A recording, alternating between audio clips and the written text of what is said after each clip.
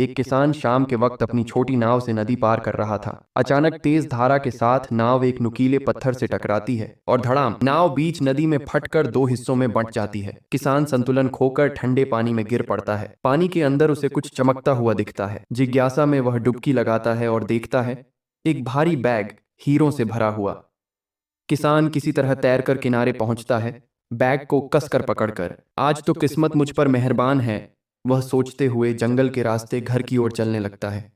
लेकिन तभी झाड़ियों के बीच से एक बड़ा सा कोबरा सर उठाकर रास्ता रोक लेता है। किसान का दिल जोर से धड़कने लगता है। जान बचाने के लिए वह डरते डरते बैग से एक हीरा निकालकर सांप की ओर बढ़ा देता है। कोबरा हीरे को मुंह में पकड़कर चुपचाप झाड़ियों में गायब हो जाता है। किसान राहत की सांस लेता है, लेकिन यह राहत ज्यादा देर नहीं टिकती। आगे बढ़ते ही पेड़ों की शाखाएं हिलने लगती हैं, नीचे जमीन हल्की कांपने लगती है और अगले ही पल चारों तरफ दर्जनों कोबरा किसान को घेर लेते हैं। हर एक सांप उसे घूर रहा होता है, जैसे कह रहा हो, हमारा हिस्सा कहाँ है। किसान डरा हुआ एक एक कर सबको हीरा बांट देता है। कुछ ही पलों में पूरा बैग खाली होकर जमीन पर लटकता रह जाता है। कोबरा हीरों को लेकर गायब हो जाते हैं। किसान अकेला रह जाता है, थका हुआ, भीगा हुआ और बिल्कुल खाली हाथ। लेकिन तभी उसकी नजर दूर एक पत्थर पर पड़ती है। पत्थर के नीचे कुछ हल्की सी चमकती रोशनी झिलमिला रही होती है। किसान पास जाता है और देखता है वहां सिर्फ एक हीरा नहीं, बल्कि उस पहले बैग से भी बड़ा एक सीक्रेट चैम्बर है जो हीरों से भरा पड़ा है। वह हैरान रह जाता है और तभी पीछे से सरसराहट होती है। किसान मुड़ता है, वहीं सारे कोबरा फिर से मौजूद। लेकिन इस बार वे हमला नहीं करते, बल्कि एक एक कर उस गुप्त चैम्बर के सामने सिर झुकाने लगते हैं।